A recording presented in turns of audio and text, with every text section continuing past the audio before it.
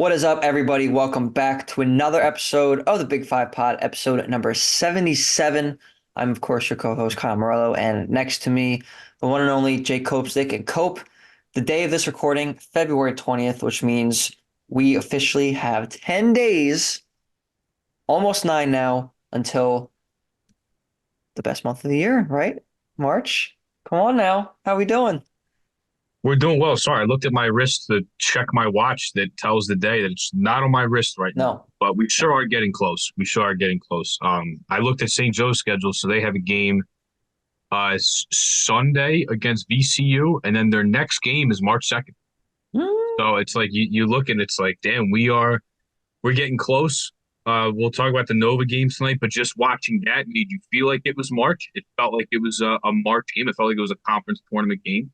So yeah, we're getting there, Kyle. It's sneaking up on you. I'll say this. January felt like it took forever. This month has flown by. Really, it I has. mean, this month you can't even grab the time and stay still a little bit. This month has just flown by. It's been insane. And even just outside of the Big Five, even just college basketball in general, there's been a lot of great basketball on the television. I mean, the night before this recording, Houston and Iowa State played a game down in Houston, which was a very ugly defensive first half. And then all of a sudden they were shooting lights out in the second half. Ended up being an 8-point Houston victory. Those two teams are looking like they could be Final Four teams, obviously, especially Houston. The Mountain West is going insane. There might be 6 teams going to the tournament in the Mountain West, and I know you're a big Mountain West fan. I am as well. Uh, there's just so much going on, and this truly is the best time of year. So we're not going to waste any time on the preamble, though, because we have a lot to get into. So why don't we do that? We're going to start off. Cope, why don't we start off with those Villanova Wildcats? And I will say to our viewers, we do love to be impartial toward the entire Big Five. However, this might be, or at least seem like more of a Villanova themed centric episode, if you will, only because uh, they are the only team with a realistic chance of making the tournament, even if they don't win their conference tournament. Obviously, Drexel too. We'll talk about. They're near the top of their conference as well, but outside of that, it's looking really bleak right now, Cope, and it's unfortunate to say I did not think we would be in this position on February 20th. So without further ado, why don't we get into those Wildcats? Don't need to spend much time on Friday night. They dominated Georgetown 70-54 down in DC. Not a lot to go over for that game, so we're just going to kind of skip past it, but an important one nonetheless, because if they did lose, well, then their season would pretty much be over, except if they, of course, won the Big East tournament. But why don't we get to Tuesday night's game? A 72-62 win. No, yes, 72-62 win over Butler at the Finn. Butler scored 14 points in the last 11 minutes, but Cope, Eric Dixon, 13 points in that same time frame. Wildcats were 12 of 12 from the free throw line. Justin Moore had a good game, 13 points on 3 of 5 from 3. Needed that one. Hausen had 13 points, also made 3+ threes in this game, and that's now each of the last 5 games on that stat for him. And Cope, they dominated the last 37-20 against the Butler team that was also on the bubble. So, like you said, this team, or this game rather, I don't want to say it was an elimination game, but it was crucial for each team's bubble potentially bursting, and the Wildcats came victorious. And they've been playing decent balls late. So, what do you make of this Big East win for the Wildcats and how they've been progressing in the last couple of weeks? Yeah, this was huge for them. And not only avenges, they should be 2-0 against Butler, let's be Yeah. real. They blew the game. They got off to a hot start. They blew the game, I think, Fieldhouse in double overtime. They should be 2-0 against Butler. But not only does that avenge the loss that they had there, but look at the defense this team has played the last 5 games, Kyle. Last 5 games. Now they did lose to Xavier, only gave up 56 points. They gave up 62 tonight. That's the most they've given up in the last 5 games. And in previous to tonight, they held their opponents to scores in the 50s. So the defense has been great. They preached it all year, but especially these last couple of games, the shots might not be falling. But in typical Villanova culture lore, that Villanova attitude, can't control the shots. Not going to be able to do it every night. But you can certainly control your effort on defense and your intensity on that end, and they have certainly turned it up. With the lineup and the roster that they have, I think the defense, you're starting to finally see it come to fruition. It's been good all season, but they're really starting to hit their stride now, which is huge. So to give up keep people in the low 60s and the 50s. They're going to win a lot of games that way, and they're certainly going to get into the tournament field if they continue to stack wins like this. Offensively, yes, it wasn't pretty at times, but how about Justin Moore, three-pointers in the first half of this game?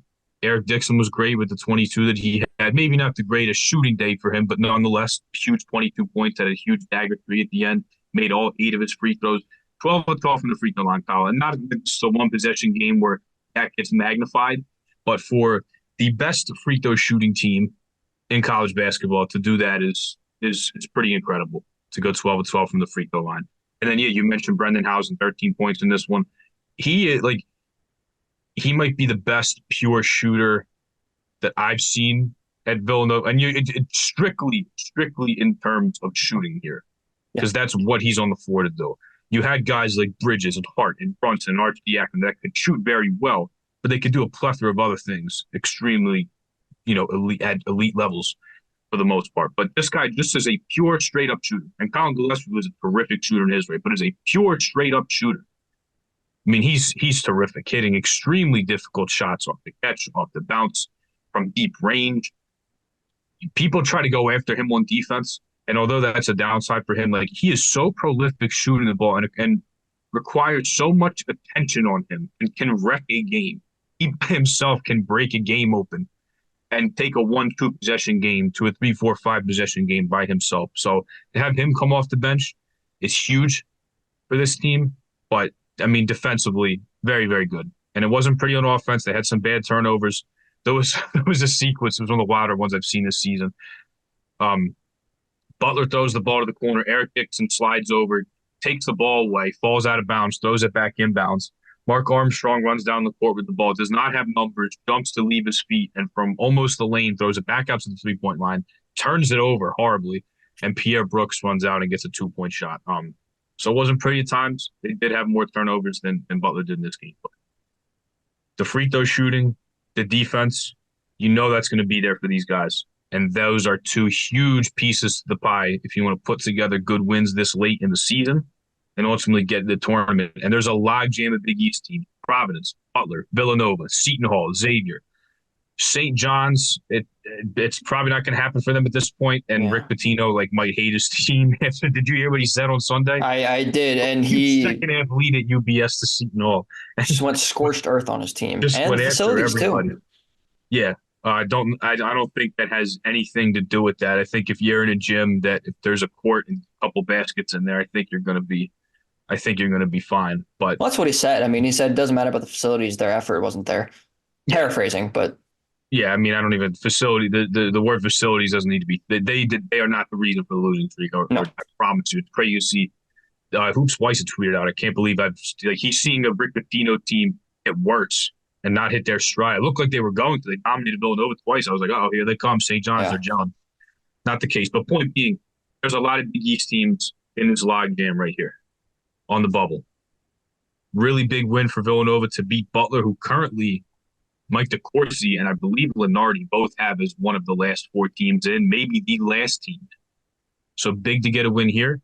They're going to have to go to Providence to the Dunkin' Donuts Center, which I refuse to call whatever the hell it's called now. What I don't a even garbage remember. name that is, a disgrace to college basketball. They're going to have to go to Providence and play there. They're going to have to go to Seton Hall and play there. They have their work cut out for them. But the good thing is not only is there opportunities to stack quality wins, but there's opportunities to lap people on the bubble and have wins that will directly put you in the field. It's not like they have 2 games against Georgetown and 2 games against DePaul coming up where it's like, okay, you got to make the most of the games you have. They're going to have plenty of opportunities to continue to propel themselves in the field. Oh, really good wins tonight. What was weird was I saw Jeff Nyberg tweet this out. I kind of had the same feeling, even when Butler cut it to a 5 or 6 point game. I never felt like Villanova was threatened here. It just felt like a very, I don't want to say easy win, but the way they were playing, they always had an answer for Butler when they started to come back here. So really, really good win for Villanova, especially on the defensive end, which is why they're starting to cook here, get a little bit hot in their own streak they're on. Yeah, I mean, like you said, it never really felt like the game was going to turn the other way. It felt like Nova was in control the entire time. Um, they were hitting their shots. Like I texted you in the first half, it was a battle. They were throwing punches. They were not physically actually throwing punches. I know there was a brawl in college basketball earlier this week. They weren't doing that. But they were battling. They were hitting all their shots in the first half. The second half got a little uglier, but they prevailed. It's a good win nonetheless to a win against a team that seemingly was in the tournament, maybe not anymore as of right now, but a good win nonetheless for the Wildcats. And listen, we'll see what happens. They got a game coming up we're going to get to in a little bit. We'll save that for later. Cope, I do want to talk. We're going to talk about the other team that potentially has a chance to make the tournament first before we get into everybody else. And that team would be the Drexel Dragons. They didn't have the most plentiful a week here. They beat Campbell, which obviously we were expecting them to do. It was the only game they played in this week that we hadn't recorded. But it's a very interesting top of the CAA here. You got Charleston 11-3. They would be the automatic qualifiers of right now. Obviously, the tournament still has to get played. But UNC Wilmington and Drexel are tied at 10-4, and then Delaware, Hofstra, Towson at 9-5. Obviously, the win over Campbell, a team that is 6-8 in conference play, 12-15 overall. We were expecting this. But in terms of outlook for the Dragons here, I know there's still a little bit of time to go before the conference tournament, but how do you think the CAA here shakes out? I mean, I know there's not a lot of specifics to get into right now in terms of game wise with the Dragons, but there's definitely a lot to talk about potentially with their tournament lives at stake.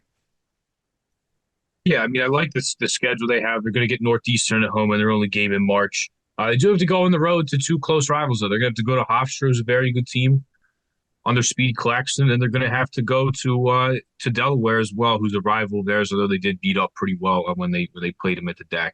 I like their outlook that they have: two on the road, two at home, two games at home that they should win. But the next two games are going to be quite a test for them having to go on the road. Good win over a Campbell team that you mentioned that they should have beat, but they only beat Hofstra by 2 when they played them at home. Going to be another close one up there when they have to go to Long Island. So I like their chances. Now, if they want to get that 1 seed, they are going to need a loss here from UNC Wilmington or Charlotte. Um, and who knows if that'll happen. But look, control what you can control. They're only 1 game out. They're tied with UNC Wilmington right now. How about Charleston kind of surging here a little bit? Yeah.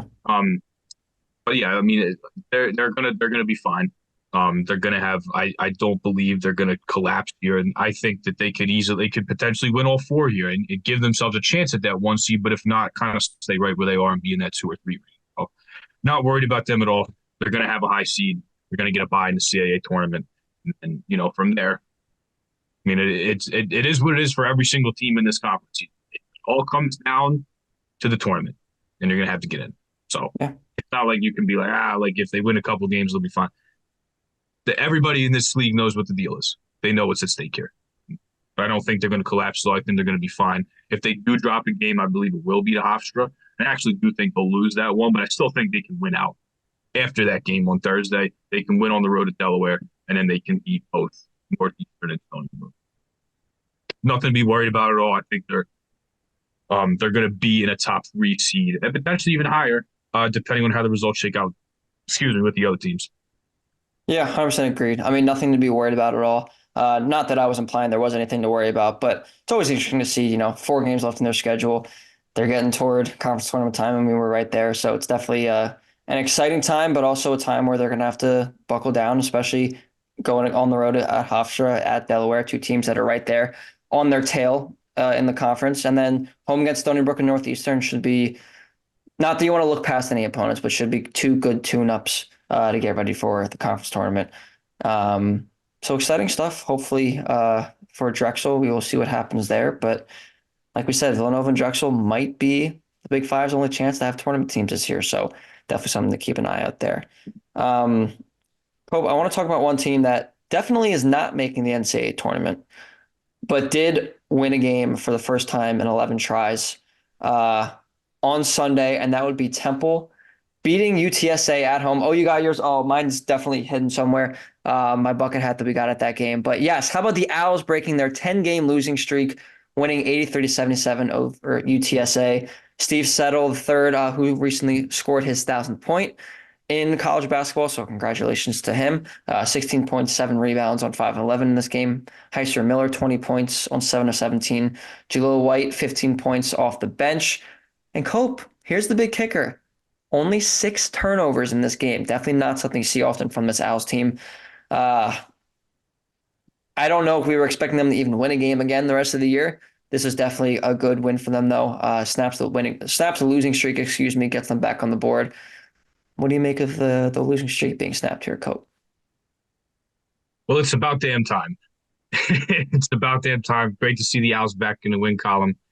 And guess what? You want to hear something crazy, Kyle? They actually have another winnable one coming up this weekend when they go to Wichita State on Sunday. There's 3 teams in the American that are 2-11. One is the Temple Owls, one is a team they just beat, the UTSA Roadrunners, and the other is the Wichita State Jockers. So they have a chance to go in another one. Now they have to go on the road, where Temple in conference play has not won a game yet. Their wins over Wichita State and UTSA have both coming home. But they have another winnable one on Sunday. But just good to see them break the losing streak here. Steve Settle with a nice game, shot to him, 1,000 points. No matter, if you have a COVID waiver, you play 5 years, some of these guys playing 6, 7, that one tight end in Miami's playing a ninth year. Doesn't matter how long you play. 1,000 points is quite the accomplishment. Jaleel White coming off the bench, 15 points for him. And then the captain, Isaiah Miller, 20 points, 4 assists. 2 blocks in this game, too. 2 blocks for the point guard. And then, hey, shooting over 45% from the field as well. So good game from Temple. Kyle, we've talked numerous times about them not being able to close out games, and they were able to do it here. So to not only get a win, but they've lost a lot of games just like this in the same fashion, and they were able to close it out. Shout out to Temple. Hoot, hoot. Let's go, Owls. They broke the streak. Let's go. That's right. And listen, like you said, and like LeBron said, it's about damn time. Much needed for Adam Fisher and company.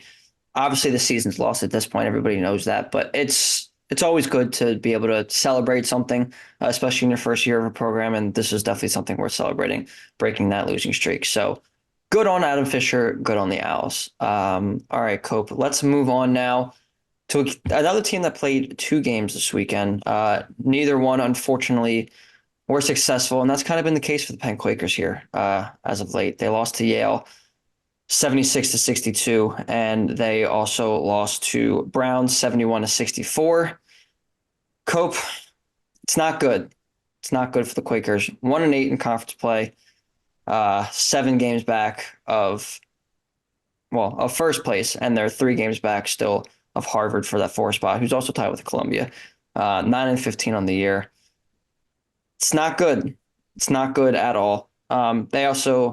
It's even with Clark Slacker being back, they still have not been able to. They haven't been able to just get over the hump here. I was trying to count how many in a row it is lost now. It's 1, 2, 3, 4, 5, 6, 7, 8, 8 in a row, and they've lost 10 of their last 11, dating back to the Houston loss. So it sucks. We're just going to be honest. This sucks. This is not something you expect from a Penn program that's been great in Ivy League play over the last several years. And they've just been, I don't want to say completely non-competitive. They've had some competitive games. But they just have not looked normal. I know Slacker was out for a while and he's back now, but still the toll has been taken on the season. And things are looking bleak for the Quakers. Not that I want to be a crazy pessimist. It's the unfortunate reality of the situation. So Cope, I know the conference tournament's not really looking feasible right now. I mean, they have 5 games left. They would need a lot of help to make up a 3-game deficit in the Ivy League standings to get that 4 or 3 spot, or that 4 spot, excuse me. There's 2 teams tied for that 4 spot. How do you navigate these last 5 games of the season if you're Steve Donahue and company? Well, I mean, yeah, it's very easy. Like you have to win out, and like you said, you need help from a lot of different areas. Yeah.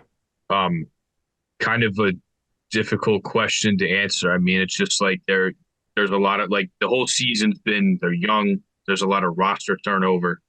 There's a lot of scoring that was lost. Clark Slacker being out didn't help as kind of a guy that with the ball in his hands, like, not only is your best player your best scorer, but he's going to run the offense around a bunch of younger guys as well and kind of help them get acclimated. So to lose him for all of Ivy League play up to this point, to where you already you're in a hole that you don't really have a margin for error to dig yourself out of, is is unfortunate. Nobody could have seen that coming. I was in the building Friday. It was the Lesser Friday from when they played Yale, so I want to touch on that game. And I'm not going to talk really much about Penn. Yale is very good. This isn't a game at Penn like that Penn played that I'm going to be like they played bad. They didn't do this, this, and this. Like they played against the Yale team that, according to Ken Palm, is the best offense and the best defense in the Ancient Eight. Their minutes continuity is very high. They're a big team.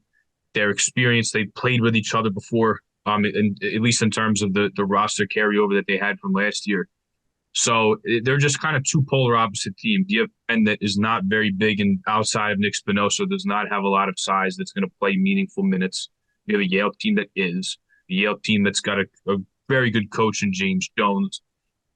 They play defense. They can score. Like they're like across so many different areas. They're very, very good. Clark Slacker played 35 minutes in this game.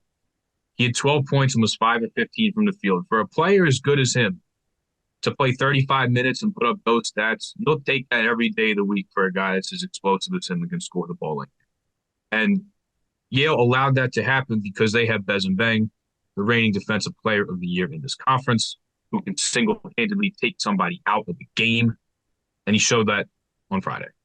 So you have a stopper in Bez and Bang, a big man in Danny Wolfwood, 14 and 10 in this game. Now, he actually went scoreless in the Princeton game the next night when Yale had to go play at Jadwin Gymnasium. But just a really, really good team. John Boulikitis with 17 points in this game. I was watching warm-ups, and he's a lefty, and there's just something about lefties, Kyle. I don't know. You being a baseball fan, you'd probably say the same sentiment, but I don't want to speak for you. Like lefties just aesthetically in sports, it just looks a lot better, especially shooters. This guy's got a jumper that's like you couldn't teach it any better. It's a silky smooth jump shot. He scoring in the lane. He knocked down a couple threes. And not only, how about Yale played this well, Kyle? And they did it without Matt Nowling, who played the next night at Princeton. But he did not play in this game. He's their fourth leading scorer, second leading rebounder. And Yale still put on the performance that they did. They're, like I said, they are experienced with playing each other. Is a group that's played with each other for a lot. Their minutes carried over very well. They're big. They can defend. They have shooters. Casey Simmons, the transfer from Northwestern, can give you some good defensive minutes with his length and athleticism off the bench. They don't turn the ball over. Like, there is so many reasons to like this team. And out of the top three in the Ivy League, you have Cornell, that we know the way they play. They play very fast. They put up a ton of threes. They like to score a lot of points. You have Princeton, very, very well coached Mitch Henderson, but they're very small and they're not that deep. And, they have very, very good guards, which you need in the tournament, but they don't play anybody bigger than Zach Martini, who's really a stretch four and has to play, the five out of necessity this year with Tosan Uoma and Keyshawn Kelman leaving. This Yale team, top to bottom, very well-rounded, scoring, defense, size. They don't kill themselves with turnovers. A very good coach in James Jones. This is the team in the Ivy League that's best equipped to upset somebody in the first round of the tournament. And that is a strong three at the top of the Ivy League with Yale, Cornell, and Princeton. It's a very, very good three. This team, though, Kyle, this team has the best chance to do some damage in March and give somebody a headache in the first game. This isn't a game where you can be like, oh, Penn, they didn't do this, that. They just went up against a very good team that's got the experience and the continuity playing with each other that the Quakers, frankly, just don't have with how young they are right now. So really, really impressed with Yale. They had won 8 straight Ivy League games, 10 straight coming into this game. They lost to Princeton the next night, but a very, very good team that when they came into this game 8-0 in the Ivy League, it is for a reason, and they did it without one of the starters and their best players in Matt Nowling. So keep an eye on the Bulldogs. This is a very, very good team to watch. It's going to be a really good tournament at Columbia coming up in a couple weeks. Oh, yeah. In New York City for the Ivy League tournament, but really, really good team here. That's all you have to do. You have to tip your cap. Yale straight up. They are just a better team, Colin. It was a very impressive performance on that Friday night. Yeah, it was. And like you said, lefties in sports, man, there is just something about it. Whether it's shooters on the basketball court, lefty baseball swings are some of the most beautiful swings you've ever seen. Obviously, hockey is dominated by lefties, but just wanted to take a note there because we're talking about lefties in baseball. It's a good thing. My brother's a lefty too, even though, I love you, Zach. I love you, Zach. I get competitive. So I'm salty that he's better than me, of course, at baseball. But yeah, listen, Yale's a great team. I'm not sure I 100% agree with you about your take over them being the most dangerous Ivy League team. I think Princeton's a really, really good team. I think it's neck and neck between those two, especially with the guard play you could mention with Princeton. I think they could definitely do a little bit of damage in March over a team that will be favored over them. But either way, I think one of these two teams is going to make the tournament. I don't think it's going to be Cornell. I think it's going to be one of these two. And look out in those brackets when they do come out in a few weeks about one of these teams because they are going to be ready made to pull off an upset. Obviously, you saw it with Princeton literally last year, and Yale's been there before too. So it'll be interesting to see. But more on that in a few weeks. We'll have something for you. All right, Cope. We're going to move on to the A10 teams. We're going to kind of bunch them together here. They each played one game.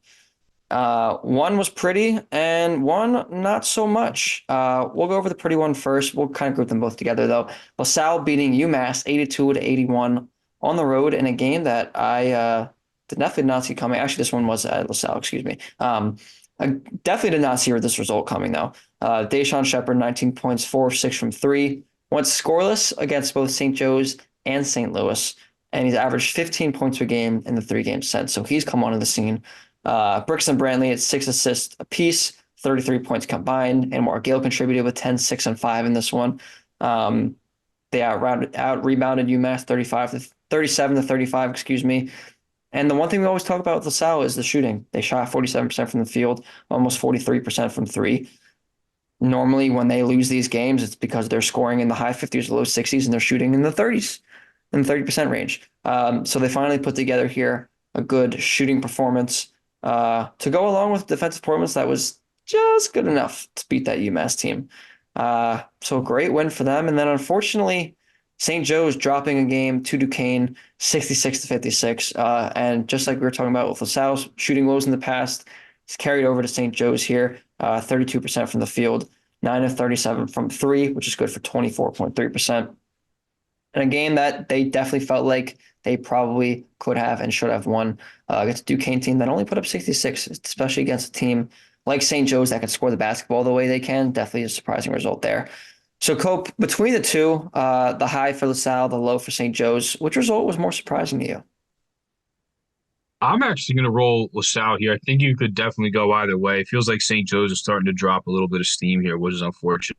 But for LaSalle, I have this in our notes, Kyle. Like, look at what UMass has done. They're having a resurgence in year two. Frank Martin.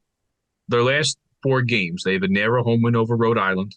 They won at Richmond. I believe that was their first conference loss too, or their second one because they lost. No, they second because they lost to VCU. So they beat Richmond at Richmond, and they just clobbered VCU by 20 tonight, who won 9 of their last 10 and was scorching hot with the return of Joe Bamasil, or not really return, but with Joe Bamasil being eligible with the 2-time waivers. And the only loss that's wedged in there is at LaSalle. So another team, Kyle, that was second or that was last in the Atlantic 10 gets a big win here over a pretty damn good team in UMass in this conference that's definitely way better than they were last year. And a big game from the Killer Bees, but Deshaun Shepard's most important thing here. Against St. Joe's and against St. Louis, where LaSalle got blown out, he was scoreless in those games. And you talk about the offense that has to be there for LaSalle. They have to be able to make shots. Or they just don't have the defensive capability to really like win a rock fight. And there's not many other things that they do at an exceptional level to overcome a bad offensive night. But do this, what he's done, 15 points averaging over the last 3 games, 19, 14, and 12 respectively. Really, really good from him offensively. He has to be more aggressive. There has to be a consistent third scorer for LaSalle to be able to win games. And he's got to be that guy.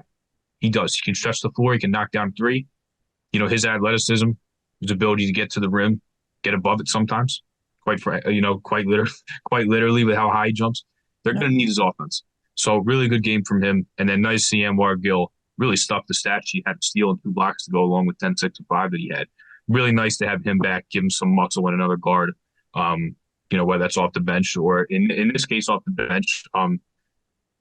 But yeah, really good win for LaSalle here. That's why they play the games, Kyle. You could have looked at Yeah. this and been like, UMass is going to blow them out. LaSalle, bottom team in the league right now. UMass kind of on an uptick here. Just won at Richmond. That's why they play the games, Kyle. That's why they play the game. Really good win for the Explorers here. And guess what? Tomorrow night at Tom Goal Arena, the Bonnies are coming to town. That just won a pretty wild game against Davidson that Yeah. I watched on Saturday. Dollar dog night at Tom Goal Arena. Get there early. Those lines are going to be astronomical. So get there early. But maybe they can keep stacking. But regardless, very, very good win for LaSalle here. Me, like I said, St. Joe's feels like they're losing steam a little bit. But LaSalle, I don't think a lot of people gave them a chance at all in this game. And unfortunately, with their conference record, a lot of people aren't going to give them a chance to really win many games the rest of the way. But a very, very good win here for LaSalle. Yeah, great win for LaSalle. I mean, we always talk about it, even though it doesn't always come to fruition. But if those killer bees get going and they do have a third option that they can consistently rely on to score the basketball, they might be a team that they're not going to go anywhere near like a bid stealer status or anything like that. They're not that good, but they could be a team that can eliminate a team or two in the A10 tournament that maybe expects to at least be in the semifinals or the finals of the A10 tournament, or potentially winning it, depending on who they play. That backcourt is really, really good. And if they have a third scorer that they can go to, like Deshaun Shepherd has been these last few games, that might add up to a potential upset in the A10 tournament. So definitely something to look out for. But a good win for them nonetheless. And yeah, Joe's unfortunately losing some steam here. They've not been playing their best basketball. I don't really know what it is about them. I think it's just a combination of some days their defense is not clicking, and some days their shot making isn't there. Um, I think it's one of those things where they need both of those things to win big games at least. But at the very least, you have to have your shot making because that's what they rely on. They're a great offense when they're clicking, but when they're not, things get a little ugly, especially as we know, sometimes their defense has some lapses. It's been better this year, I think, overall. I think we can all agree on that, but uh, definitely has some lapses. And also, Kreese has been hurt. Definitely, he did miss their game against Duquesne. So that's also something to look out for, too, if he can stay on the court because they are a better team when he plays. And they're also a better team when they don't have to constantly chuck up threes, which I think his presence helps with, as we've talked about before in the podcast. So that's definitely something to look out for as well. But the A10 tournament's going to be extremely interesting. I think we're all expecting Dayton to win. I know Richmond's been great this year too. Loyola's had a great year as well. Um, but there's going to be some chaos in that tournament, Cope. I'm very, very much looking forward to it. Um, all right, Cope. Now we got a week full of games to potentially go over here. Of course, we're each going to pick one to go over. A game that we love. I think I know what game you're going to pick, so I'm just going to let you go ahead and say your piece here. But let me hear your game of the week, Cope. Well, quite literally, Kyle, there's only one option. Horrible pun on my part. I was holding my finger up like No, I applaud it. the old Listen, man. I'm you I know know I'm for you the did. coins. Yeah. Villanova going to Gamble Pavilion, going to Stores, Connecticut to play the number one team in the country, Yukon Huskies. Obviously, the Big East has a television deal with Fox, but ESPN College Game Day is going to be up there. So not only, Kyle, is it my game of the week, it is the game of the week in college basketball, according to Right. ESPN, who usually doesn't like to talk about the Big East, but they're headed up there for a really big Big East matchup. Oh, oh boy, this is going to be tough. But here's what I'll say, Kyle. If Villanova wins this game, you're in. Yeah. You're in because you will own the best win in college basketball. UConn's lost two games at Seton Hall, at Allen Fieldhouse at Kansas, and it's an impossible place to win it for teams go to die. You will own the best win in college basketball if you win this game, and you will automatically propel yourself into the tournament. And if they keep creeping up, Kyle, Villanova just needs to hop one more spot, which I believe Providence is in front of them, and not play on the first day of the Big East tournament and give themselves an extra rest day. So a lot hinges on this game. It's obviously going to be very tough. I mean, Connecticut is number one as advertised. Anybody that's like, they're this, they're that, they're phony, you're not watching. They are as good as advertised. They get contributions from everybody. Nobody cares who gets the credit. They are terrific top to bottom. Defensively, with Klingon in there, we know how good they can be defensively. But then with the shooting and the scoring and Tristan Newton having the year he's having and Cam Spencer coming in there and being as good as he is, like the sets they run on offense just completely befuddle teams. This is going to be a monumental challenge, but they kept it close when UConn came to the Wells Fargo Center. But Saturday night, college game day, it is going to be a very inebriated crowd there up in Connecticut. Because first of all, I mean, to say it is the a huge least. game, one that you're going to tailgate for, but it's also in Storrs, Connecticut. There's not shit else to do there. There's only one thing to do on a Saturday when UConn's playing, and My that's drink God. yourself silly. There's nothing else to do there. And quite frankly, if you're anywhere in Connecticut, there's really nothing else. So it's going to be a very, very tough place to go have to win on UConn's campus with college game day being there in prime time. I'm going to take the Huskies here, but I mean, Kyle, this is your ticket to the tournament here. This is your Willy Wonka golden ticket to get into the field. Maybe not even last four in, Kyle. This could propel you into last four buys because this was if you win this game, this is the best win that anybody's had this year in college. Yeah. So huge game, but it is as good as advertised team. And I have to mention Alex Caravan as well, how good he's been as a sophomore, shooting the ball and really in all facets of the game, how good he's been. They are top to bottom that good, advertised on both ends. They play to the final whistle. Dan Hurley keeps everybody accountable. Like they don't lay off when they play at Georgetown or the fall. They just smash number 4 Marquette. Like this team is really really incredible. So I'm going to take Connecticut here. But like I said, Kyle, the implications of this game with a win for Villanova are huge. You can basically outdo the losing streak you had in January. That's how good of a win this can be. So huge opportunity coming up. I think the Huskies will win, but for Villanova, I mean, the way they've been playing could be a huge win for them if it happens. Yeah, it would, like you said, it would 100% be the best win in college basketball this year. I don't think there's any doubt about that, to be honest with you. I mean, this is a team that is on the bubble. Right now, they are on the outside looking in still, even after the Butler win. Against a team that has been just utterly dominant. I think now their win streak's at 14. Although they are playing at the time of this recording, and I don't know what the score of the game is, so Cope, I might have you look that up for me while I'm talking. You got it. Yeah. With 15 minutes left in the second half, number 15 Creighton is up 56-39 over the UConn. Okay. So that win streak might no longer be a thing. Yeah. Um, But does that mean it's even worse for Nova because it's like, oh, they're off a loss at home on college game day Saturday. it, UConn is it, up it late. It's could like it could potentially be this might bad for actually be the Villanova. worst thing for them. Yeah. Cope, I will tell you what, though, as a little bit of a side note tangent here, that Creighton team's been playing very good basketball lately, and I think very quietly. I feel like you don't hear them getting a ton of love nationally. I think that's going to pick up, obviously, after if they beat the number one team in the country here, they hold on. Um, but this is a team that still will be in a top 5 seed, if not now a 4 or even a 3 if they continue to win. That's a team that's dangerous. So definitely watch out for the Blue Jays there. I almost said the Jayhawks, excuse me. It's the wrong team with a 7-footer on their team. Um, Anywho, my game of the week, we talked about Drexel at Hofstra. We talked about Drexel at Delaware. Those are obviously two huge games in terms of the CAA standings, with Hofstra being 9-5, Delaware being 9-5, excuse me, and Drexel being 10-4, which is tied with UNCW and a game behind Charleston. So I know a lot going on there.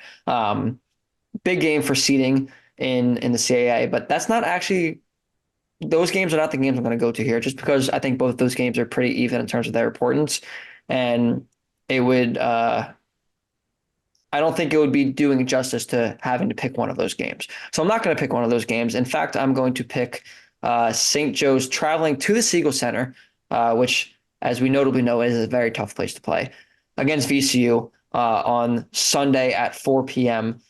That game will be on CBS Sports Network if you're interested in watching. But listen, this game is huge for St. Joe's because, like you said, the wind's kind of been taken out of their sail. They're falling down now in the A10 standings. I believe right now they are if I did my math right, which we know how I am with math, the 9 seed in the A10 standings. Right now they're 6-7, tied with Duquesne, who they just lost to.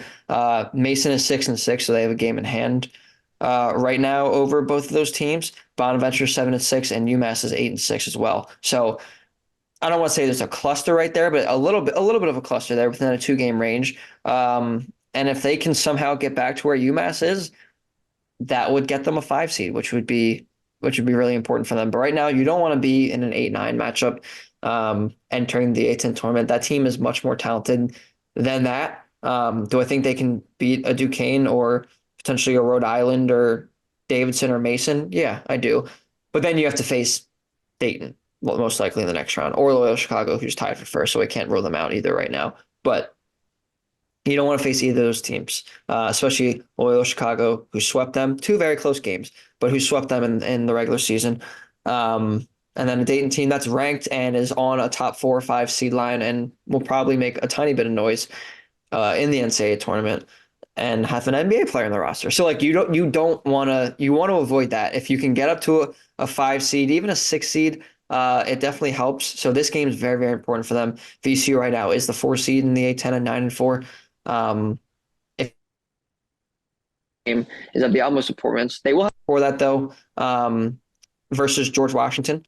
So that game also likely important for them as well. So they could potentially be staring at a 7-7 record going into that one. They could also be down to 6-8. It could go either way, but this game definitely could help set the tone for the last couple weeks of the season because then they're home against Fordham, who they should beat. They're at Richmond, which will be a huge one, which I'm sure we'll go over in the next couple of weeks here, and then home against Davidson, a team that they should also beat. Um, if they can steal a game between one of the VCU games and the Richmond game, it would be huge for them. And I think it starts here at VCU. Do I think they'll win? I don't. I think this VCU team, like you said, has been extremely hot lately, and St. Joe's just has not been there. But this is definitely the game to look out for. If you're gonna pick a game that's not UConn Villanova, because obviously enough has been said about that. College game day is going there. We don't need to go over that anymore. But this game is of the utmost importance for the Hawks if they want to get back on track and potentially make a run in the A10 tournament. So that is that for me, and I believe that is that for us. Cope, any final thoughts here before we sign off? No, I'm going to run TCU, Texas Tech in a dogfight, San Diego State, Utah State for first place in Mountain West. They're in a dogfight. Oh yeah, So, yeah, I'm going to shut up and go watch some hoops because what else would I do? I'm going to do that as well. I'm also going to tune into the Union Saprissa game in the first round of the CONCACAF Champions Cup, obviously because go Union, obviously. No, I will be having some college basketball on, and I'll be getting this ready to bring to you guys. So, with that being said, thank you guys so much for tuning in. As always, we definitely appreciate your support.